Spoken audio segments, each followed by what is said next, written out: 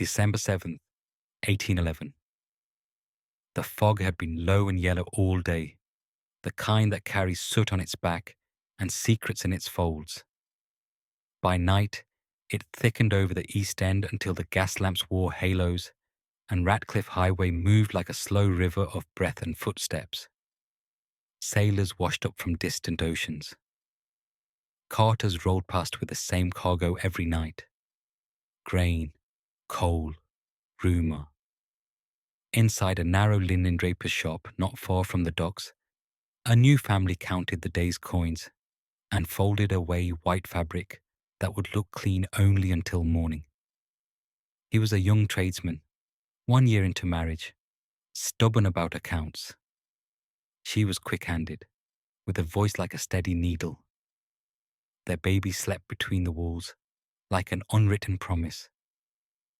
And the apprentice, barely a man, was learning how to stand straight when the doorbell rang. The clock across the street chimed 11, then past. A shutter clapped in the wind. The highways taverns exhaled their last patrons, tender with gin and noise. In the shop, a candle was snuffed, and a second, but not the third. That final flame burned for the ledger, for one more sum to add, one more name to enter. It burned for habit. It burned for trust. No one believed the highway could go still, but it did. The stillness rolled in the way a tide rolls in, first licking at the boots, then swallowing whole.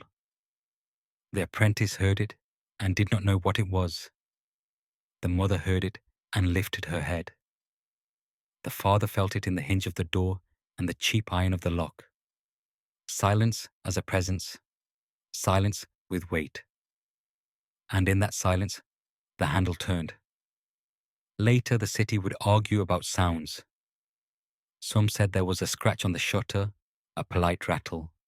Some swore there was a soft code tapped on the glass, the polite rhythm of a late customer who does not wish to disturb. Others spoke of a dull heave, a body leaning against the wood with determination, like a sleeper trying to turn in a too narrow bed. Memory is elastic when pressed by fear. What is certain is that the door opened. Or if it did not, something made a gap, thin as a knife. What is certain is that someone crossed the threshold who did not belong to the house. You imagine light from the single candle stroking a face. You imagine the father's welcome hardening into question. You imagine how quickly the human voice can become a last word. But inside the shop, no neighbour heard words. They heard, some claimed, a short crash, a box of pins released to the floor, a table skidding.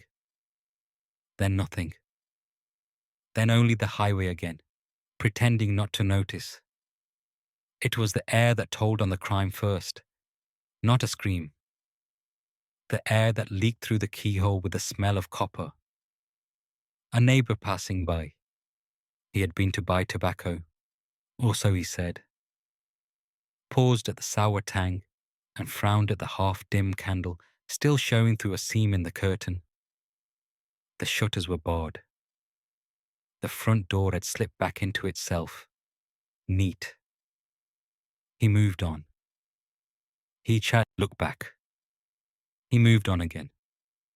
That is how the night buys itself more night, with small hesitations. Midnight turned. A watchman's rattle jangled blocks away, and then fell silent. The dock bells mourned a shift change. The candle thinned to a pale thorn. You could have walked the highway and counted the lives behind every shutter. The woman who kept a jar of pins under her pillow. The stable hand who dreamed of open fields. The sailor who slept with one boot on. None of them knew how close their sleep came to being a ledger entry. Inside, the apprentice lay where he had fallen. A spill of youth on the boards, his breath gone. In the back room, the wife's hand still tried to protect something, even though the body is stupid without a pulse. In the cradle, A small throat was opened like a letter that no one knows how to read. The father, the one with the stubborn accounts, lay near the desk, his ledger closed as if embarrassed by its last arithmetic. The tools of the night, heavy, blunt, and shining in patches, rested with the dumb patience of objects. One of them had a smear that looked like handwriting and wasn't. A neighbor across the way, unable to shake the unease, came back. He stood in the road and listened. A soft knock. "Hello," he called through the wood. "Marr!" The name, because that was the name, broke on the door and came back hollow. A second neighbor joined, yawning, shawl tight around neck. They traded suspicions like cards.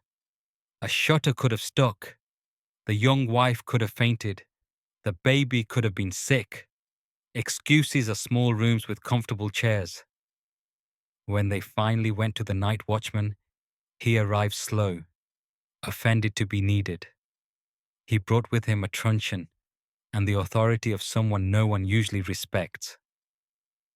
"No business after hours," he announced to the door. Then he sniffed.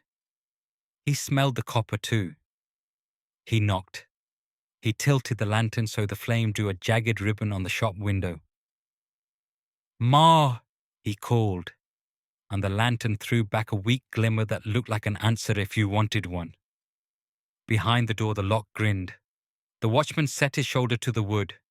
The neighbors murmured about the propriety of breaking in. The watchman ignored their propriety. One good shove, then another.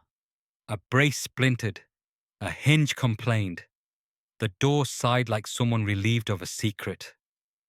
They stepped into the breath of the shop, the stillness wrapping around their ankles like water.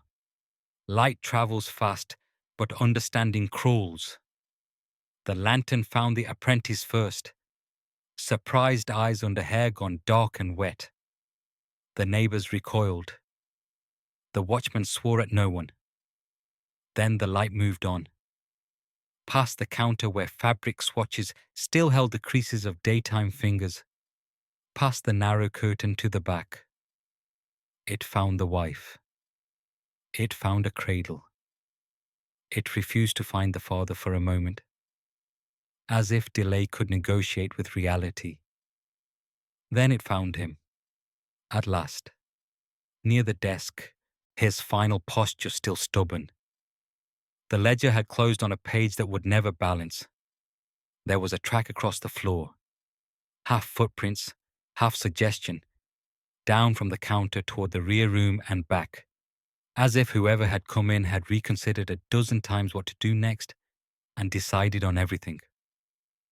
A razor lay under a chair, a heavier instrument, made for wood or rope, not for skin, leaned in a corner as if embarrassed. The lantern flame trembled. One neighbor began to pray. The highway does not stop to grieve. It crowds. Feet gathered at the threshold, bodies pressing for a look. Eyes grew hungry, as eyes do when the forbidden is offered like a sweet. Someone backed away, retching. Someone else counted the dead without counting, as if numbers could shrink them. A woman ran to fetch a surgeon. A boy ran to fetch a magistrate. One man said a name, a guess. Another named a stranger he had seen the week before. The room grew hot with speculation. The dead lay with perfect manners. When the magistrate arrived, he brought London with him. Salt-stiff constables, an ink-stained clerk, men whose trade was official shock. They measured nothing at first. They took the night in with their eyes and decided that it should not be allowed. Who would do this? One asked. But it sounded like a line said to a wall. The clerk began to note occurrences, his quill making soft scratches that sounded like the rats behind the baseboards. The constables cleared the crowd, then let it creep back. Inquests prefer quiet. The highway prefers noise. It was said later. By who? No one knows. that the shop's last sounds were not cries, but the steady rhythm of something heavy meeting bone, the dull syllables of a language older than law.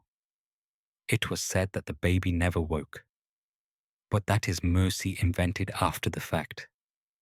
It was also said that an unfamiliar shoe had left a half print at the threshold, the sole cut in a foreign pattern, the mark of a man who had walked more planks than pavement. The city made a story to put the night away. It failed. Listen closely. At this point, the human mind wants an image to hold on to, a doorway through which to escape into reason. It will take anything. A shadow sliding along the shop's ceiling, 2 men instead of one, a whispered motive about debt or jealousy. But motives are polite clothes that reality rarely bothers to wear. What happened in the linen draper's shop had the nakedness of an elemental force. The man who swung the heavy thing had found a place where the world was soft and the night forgiving. That is all, and it is not nearly enough. By the time dawn unrolled a grey shawl over the rooftops, the highway had already written the new century's first caution in soot and fear. Crowds swelled, double then triple. Voices thick with righteous outrage that also tasted, more than a little, of excitement. Sailors made signs against evil. Gentlemen promised rewards in tones that expected drama in return. The constables tracked boot prints that dissolved into alley water. A woman swore she had seen a figure wiping a blade under the eaves. A man insisted he had heard a lullaby stop mid-phrase. Memory became an auction. Facts went to the highest bidder. And yet, beneath the noise, the city felt something else. A pattern. Not evidence. Not proof. A shape in the corner of the eye. The kind of feeling that tells you the door you locked is still somehow ajar. The highway had always been a mouth that swallowed and whispered back. On this night, it had chewed. The taste would not leave. What if it wasn't a man at all, some of them murmured later, in rooms where courage thrived because daylight did? What if it was the highway itself, tired of carrying footsteps and wanting something heavier? What if the fog learned a grip? You will dismiss this, sensible as you are. You will prefer a culprit with a name and a face. The city too longed for such mercy. It would go looking. It would find one. Maybe two. It would spin a rope from certainty and tie it around the unknown. But not yet. Not on this first night, when the candle's last wick glowed like an eye that had understood and gone dim. A door opened on December 7, 1811, and when it closed again, London understood that closing is only a kind of pause. The highway was awake. It would not sleep soon. Lock your doors, put on your headphones, because after this night, you'll never hear a quiet street the same way again. December 8th, 1811. Morning came slow and grey, as if the sky itself was reluctant to look at what the night had done. A fine ash of frost clung to the eaves above Ratcliffe Highway, and the street breathed that sour mixture of river damp and coal smoke that settles in the lungs like a vow. Doors opened an inch, then closed again. Curtains twitched and stayed still. The city had a hangover it hadn't earned, and in that ache it began to speak in the low, fast way people do when they want their words to outrun fear. The first official act of the day was not mercy, it was procedure. Constables posted at the linen draper's threshold pushed back the crowd with palms and truncheons, and those barked syllables that pretend to be calm. The magistrate returned with a coroner, the clerk with a new pot of ink. An officer scraped dry darkness from the boards with the measured attention of a man counting shillings. The bodies were lifted with sheets and careful hands, and even then the small efforts for a cradle, for a ledger, coiled like leftover motion under the linen. A woman kissed the air where a forehead must be. A man didn't take off his hat and then remembered to. The coroner's inquest assembled at midday in a cold room not far from the docks, panelled in wood that had heard worse.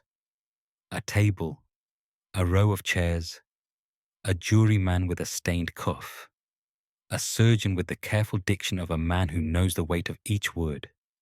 He said, blunt force and exsanguination, the way a priest might say sin and forgiveness, old terms, solid, in the mouth. He spoke of the apprentice first, age uncertain, skull fissure certain, then the mother, multiple injuries, defensive wounds on the hands even after the pulse betrays you, the child, quiet, brief, impossible. The father, head struck, throat later cut to verify the world's unwillingness to give him back. A list tallied in a tidy hand. The clerk left space for names that would never be filled in. Who? That was the word the room wanted but did not say. Who? Whispered behind handkerchiefs. Who? Muttered from doorways. Who? Scratched into the butcher's wrapping paper by an idle thumb. The constables had walked the alleyways at dawn, noses low as dogs, following scuffed patches that might have been footprints and might have been the highway's own old bruises. They searched behind barrels, under stoops, along the brick courses where a man who has done something might pause to listen to himself breathing. They knocked at lodging houses where the rooms were more rumour than space, where bunks were rented by the tide, and salted men slept with their faces turned to the wall. They were polite to innkeepers who had friends in high places, and less polite to landladies who knew too much about their tenants. In the shop, a constable held up a tool, heavy and practical, not born to touch people. Each end was bruiser thick, one wedge, one flat, its neck dark with use, his head freckled with someone else's night. He called it by the names men use for such things: beetle, maul, forehammer. The surgeon measured its weight in the air with 2 fingers, as if weighing an invisible soul. A second instrument, thinner, with a blade like a thought, glinted among the fabric scraps, as if the knight had tried a penknife for a sentence before choosing a paragraph of brute force. On the floor by the counter, a small patient chisel. The city loves a clue the way a gambler loves a tell. This was something it could hold. The inquest called witnesses.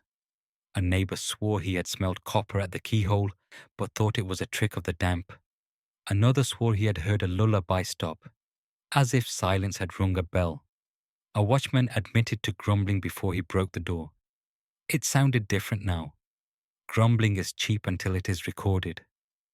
A sailor claimed he had seen a stranger loitering, tall or not, gaunt or broad. A hat perhaps, a coat certainly. The rope of description frayed as soon as it was pulled.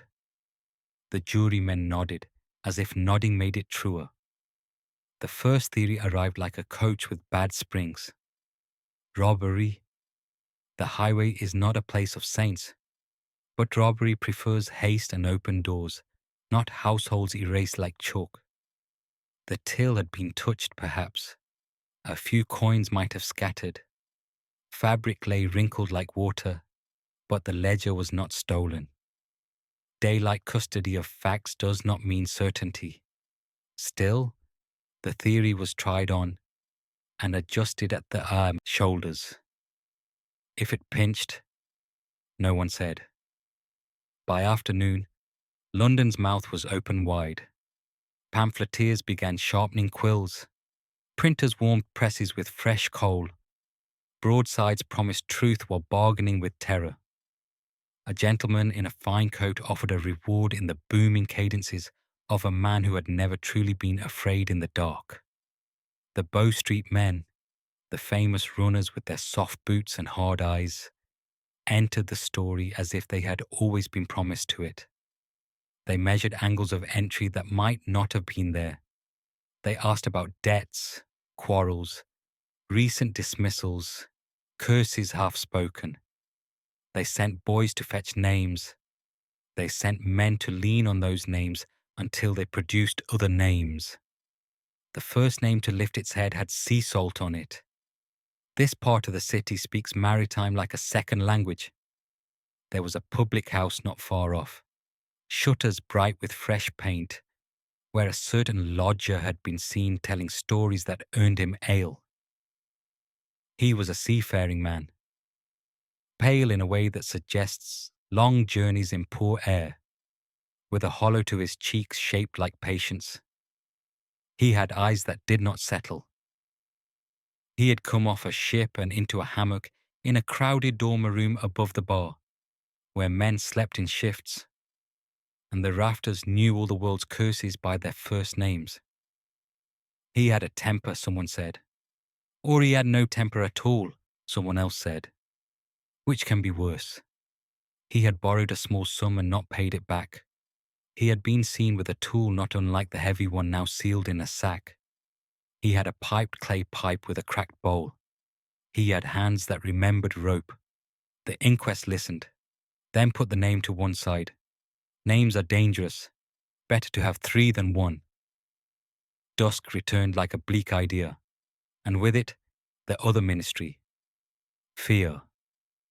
Householders double-bolted and then wedged chairs under doorknobs. The widow at the corner shop placed a Bible on her sill and then moved it to the table and then to her lap. Watchmen were given more boys and bigger rattles, and those rattles sounded like insects in a dry field when they spun them.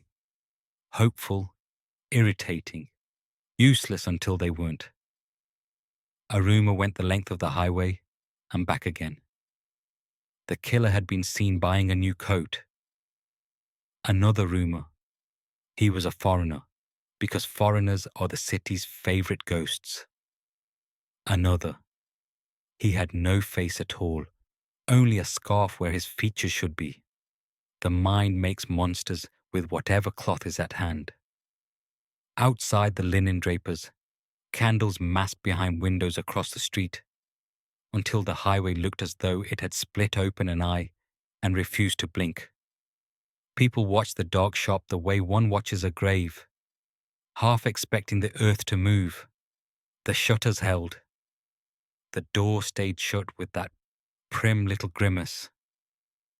The constable assigned to night duty stamped his feet, blew warm air onto his knuckles, and told himself that what he heard was only the river speaking in the gullies. Inside a station house, the supposed man from the public house sat with his wrists quiet and answered questions in the way of men who've been asked too many in too many ports. He spoke of voyages that blurred at the edges, of captains with narrow tempers and narrower mouths, of storms that had stripped deck planks to the nails, of a lad he'd bunked beside, who cried at night for a dog he'd left in Kent. He spoke of everything except the shop on Ratcliffe Highway, about which he knew nothing. And he said so with the unconvincing purity of an innocent man or the professional calm of a practiced liar. His boots were examined, his coat sniffed, his palms compared to a bruise that might have been caused by lifting a hammer or by nothing at all. He was not charged. He was not released. Between those two states lies a long corridor. The coroner ended the day the only way he could, with a verdict dressed in caution. Willful murder by some person or persons unknown. The city translated that into a lullaby it could hum to itself while fastening bolts. Evil exists. It has no name we trust. We will give it one soon. Sleep. Night pressed its head against the windows again. The highway resumed its unsteady pulse. The whine of a cart axle too dry for this weather. The seasick roll of laughter from a tavern where the songs were sung louder to deny the silence outside. The river's back of the throat slapped beyond the warehouses. a tireless tongue. Somewhere, a cat screamed like a hinge. Somewhere else, a child woke screaming because the world had shown its shape and would not change it back. Mother shushed and lied and held on. The shop remained, an absence within the present, the way a missing tooth forces the tongue to relearn the mouth. The leaves of fabric on the bolts had curled during the day, drying with a faint crackle like paper. A smear on the counter had been washed and not washed enough. The ledger sat on its proper shelf, as if the last entry did not vibrate through it. Dust, always eager, had already begun to settle like law. You know this is the point in an ordinary tale when the city returns to itself, when rumour thins, when the winter market thrives again with salt fish and turnips and boys hawking packets of needles, when a black-edged broadside is pasted on a wall and fades under rain. But the highway is not ordinary. It was watching with a predator's stillness, and the eyes it watched with were human. 12 nights is a long time if you count them by shivers along the spine. 12 nights is no time at all if you measure by the patience of something that knows your defenses today are the same as your defenses yesterday and will be the same tomorrow. Locks and prayers and rattles and a city's belief in daylight. London slept in halves and quarters. Sleep broken by checking the bar on the door. Sleep that rolled over like a restless animal and stared at the dark. Sleep that returned only because exhaustion is the one force more powerful than fear. The name with salt on it did not leave the station house for long. He drifted free and was reeled back. He curved between one public house and the next like a fish that has learned the river's lies. Men watched him. Men watched those men. He became a mirror for the highway's need to point and say, there he is. There is the hole through which the night slipped. He smoked a pipe at a door and squinted at a sky that had no stars for him. He told a story that made someone laugh, and then stopped telling it mid-sentence when a patrol passed. He slept. Or he didn't. The city added him to its prayer. The linen draper's sign swayed once in a wind that came sudden and mean off the river. It creaked a single syllable, an unpronounceable vowel of rope and wood. A watchman flinched as if he'd heard his name. He hadn't. The highway was practicing. Because the truth is this: terror, once fed, starves faster. It needs another meal. And on a December night not far away, another door would open with that same courteous click. Another lamp would burn longer than it should. Another household would make that shape the human body makes when it is surprised by the end. The city did not know it yet, but the pattern had already drawn a thin line from one point to the next. You can see it now, in your head, can't you? The line is so faint you could wipe it away with a sleeve. You won't. You can't. Listen closely. Lock your doors. Count to 12. The highway is patient, and patience is the oldest weapon. December 19th, 1811. The fog returned like memory. Thicker this time. Dirtier. Quieter. It moved through Wapping as if retracing its steps, slipping around corners, pressing its wet mouth against shuttered glass. London had not yet finished whispering the Marr family's name when it found itself standing again before another locked door. Half a mile from Ratcliffe Highway, in a narrow court behind the King's Arms public house, there lived an innkeeper named John Williamson, 60 years of age, retired sailor, known for his habit of closing early and for keeping his accounts as tidy as his conscience. He and his wife Elizabeth were modest people, both weathered by salt and time, both known to leave the tavern lights dim at 9 and to sleep by the stroke of 10. They employed one servant, a young maid, Margaret, or as the neighbours called her, the lucky one, because luck is a word we use when we cannot bear the word fate. That night, the highway slept with one eye open. Watchmen made their rounds in pairs. Men who would once walk the length of the street alone now crossed themselves before leaving home. Every doorway had grown ears, every window had grown fear. Yet still commerce did not stop. The docks do not mourn. At 10 o'clock, the river clanged with chain and mast, and the bells from St. George's muttered through the smoke. Somewhere, the city's pulse hesitated. Inside the King's Arms, the Williamsons prepared to close. A handful of customers lingered, finishing their ale under a haze of stale tobacco. The air smelled of tar and salt beef. Mr. Williamson, kind but brisk, reminded them it was late. His wife at the counter collected coins and wiped the spills with a rag worn thin by repetition. Margaret fetched her cloak from the peg, humming under her breath. Ordinary sounds, ordinary gestures, the illusion of safety rehearsed for the last time. Just after 11, the final guest left. The shutters were fastened, the door bolted.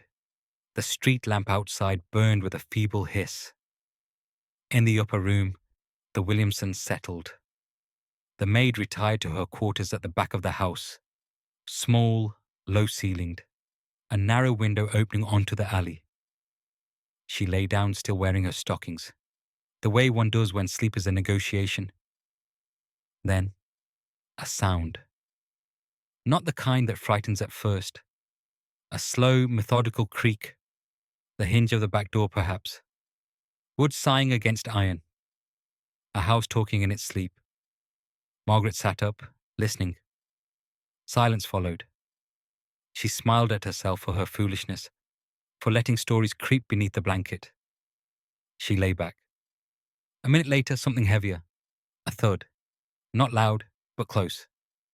Too close. She rose and padded toward the passage, bare feet cold on the planks. "Sir?" she called softly. "Ma'am?" The air answered first. A metallic smell. Wet. Raw. The scent that does not belong indoors. Margaret's hand went to her mouth. Instinct before reason. She moved toward the kitchen, one slow step at a time. Each creak of the floorboards loud enough to measure her heartbeat against. Then, the shape. At the foot of the stairs, half shadowed by the glow of an overturned candle, something lay wrong. A boot, a leg, then another. The rest followed, and the world narrowed to a tunnel. John Williamson lay face down, his skull split as if by a tool meant for timber. The rag he had used earlier to wipe the counter was now a dark parody of itself, stiff, silent. The maid backed away. Her heel struck the wall. Above her, another noise, the kind that has weight and breath. A groan, faint, torn from the throat of the living. She looked up the staircase and saw movement. A silhouette, wide-shouldered, unhurried, the upper half of a man moving as if he had done this before. The candlelight licked along an object in his hand, a hammer's cousin, heavy, familiar. Margaret turned and ran, through the back passage into the alley, night air slicing her lungs. She screamed, a sound that seemed to freeze the fog itself. Her cry cut through the street like a blade through cloth. Doors opened. Faces appeared in windows. A watchman's rattle began its death song. Within minutes, men flooded the court with lanterns. They burst into the public house. The air inside was still warm, still human, as if unaware that death had taken up residence. They found the wife next, at the threshold of the sitting room. One arm raised as if to ward off a blow that had already landed. A single candle flickered near her hand. Its flame leaned toward her as if in pity. Upstairs they found no one else alive. But in the back room, the one Margaret had fled through, the rear door was ajar. Mud streaked the step, on the sill, a smudge of soot, the ghost of a boot sole. The alley beyond led nowhere, a dead end. Brick walls, high and slick with frost. Yet the killer was gone. The magistrate arrived within the hour. He was the same man who had stood in the Marr shop 12 days earlier, and his face carried the memory like a bruise. He looked down at the broken bodies, the same instruments, the same marks, the same silence, and he did not ask how. He asked, again? The city's fear turned into fury. The press had new ink before dawn. The word monster appeared in headlines that bled onto every corner. Crowds gathered at the highway with torches and fists. Rumours sharpened themselves into certainties. The people wanted a name, a face, a shape to hang the darkness on. By morning, they had one. John Williams, the sailor lodger from the Pear Tree public house. The man with the salt-bitten eyes. The one questioned, released, then followed. He had a habit of returning late, of vanishing for hours. He owned a hammer. He knew the Marr family by sight. He had lived near the Williamsons once. Coincidence wears thin when men are desperate to feel safe. Before noon, officers stormed the pear tree. Williams was dragged from his hammock, blinking in the half-light, his shirt undone, his mouth too calm. Around him, the other sailors shifted, silent, as if the air had already chosen sides. In his trunk they found a seaman's jacket, still damp with something that might have been water, or might have been worse. They found a pair of stockings smeared with dark stains, and a chisel that could have known the Mars counter. A pipe bowl, cracked, the clay rim packed with black dust. Evidence enough to call him guilty in the court of rumour. He said nothing. At the magistrate's office, he sat straight-backed, pale, eyes like glass behind mist. The questions came. He answered with silences that made the room colder. He did not deny the murders. He did not confess either. He asked once, very quietly, "Is she safe?" Meaning the maid. The constable nodded. Williams looked down, as though the answer had untied something inside him. He was committed to Coldbath Fields prison pending trial. The city exhaled. At last, the shape had a name.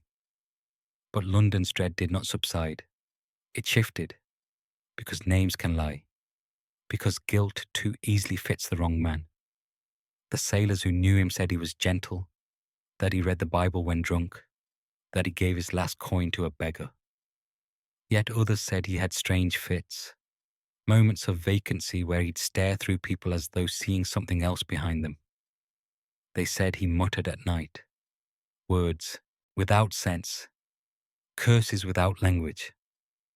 They said he once awoke screaming from a dream of hammering iron, though there was no forge for miles. The magistrate wrote these things down, not because he believed them, but because belief is cheaper than explanation. That night, in his cell, Williams did not sleep. The turnkey said he paced, whispering under his breath. Another prisoner swore he heard a rhythmic tapping, slow, measured, like a man knocking from inside a coffin. By morning, when they came to fetch him for further questioning, they found him hanging from a strip of cloth tied to the cell bar, his face peaceful, his eyes half open. The city celebrated. Some said justice had been done. Some said the devil had collected his due. The magistrate called it self-guilt, and the papers printed it as proof. But others whispered, how could he have hanged himself when the cell key never left the keeper's belt? How had he known which beam would bear his weight? And why had the rope looked older than the cloth it was torn from? The court declared the case closed. But closure like silence, is only a shape the living make to contain the uncontainable. 2 nights later, the fog lifted slightly. On the highway, men gathered at the corner near the linen draper's shop.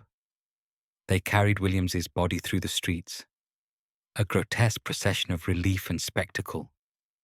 They dragged it on a cart past the Marr's door, then the Williamsons', and finally to the crossroads near Cannon Street Road, where the earth was already cursed by older sins.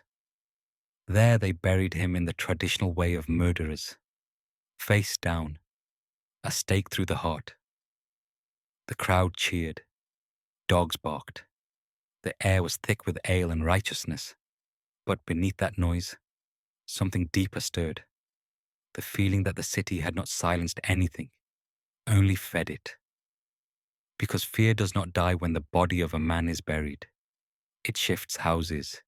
It moves through locks and shutters. It waits for sound to stop so it can begin again.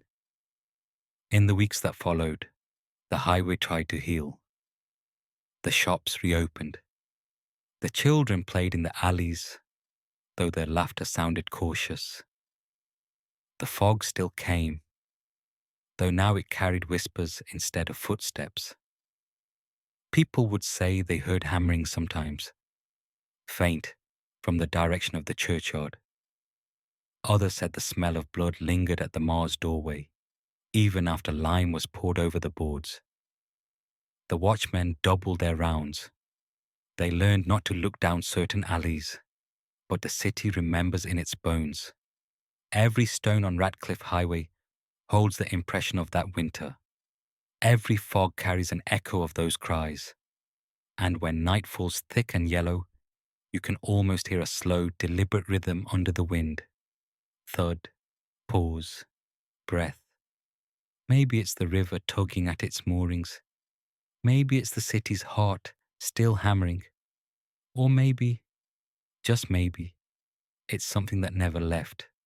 Because justice in London is never certain. And some doors, once opened, never truly close. December 24th then, 1811. Christmas Eve. The city was trying to pretend again, but pretense has weight, and London's back was breaking under it. The air above the Thames was thick and motionless, as if even the wind refused to cross Ratcliffe Highway.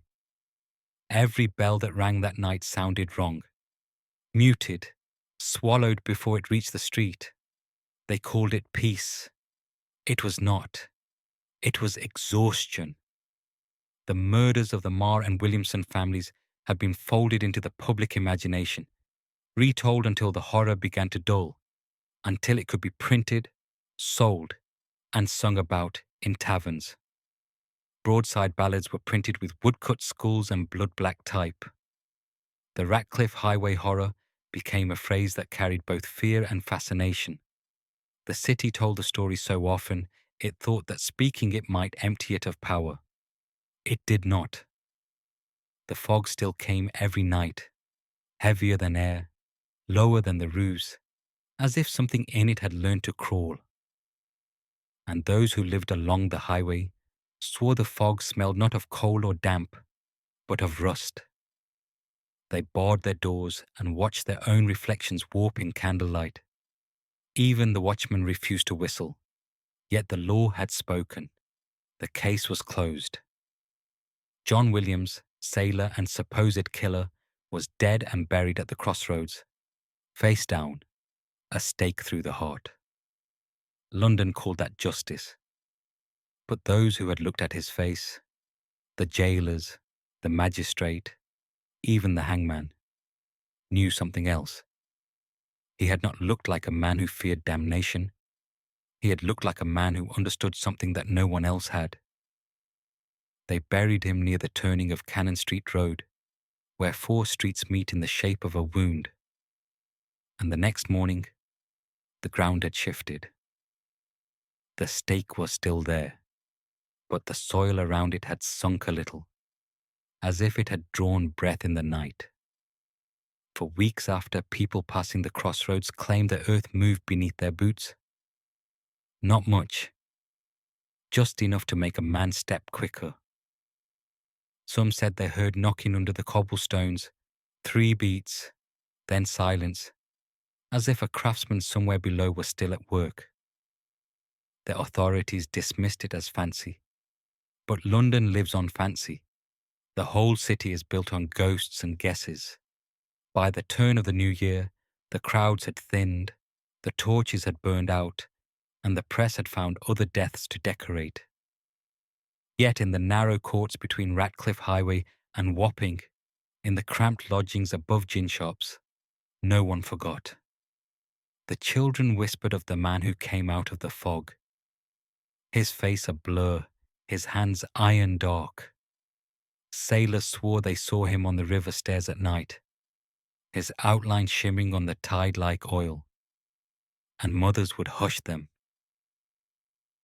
Don't speak his name, or he'll hear you. But there was no name left to speak. John Williams had been erased as neatly as the chalk outlines washed away, by rain. The real fear was something else, something without a name or face. Because what Londoners could not explain, they began to feel that the killings had not been the work of a man at all, but of the highway itself. A curse, a hunger, a kind of memory that takes shape in fog and shadow.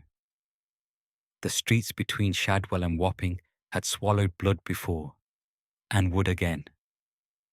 The ground there had never been clean.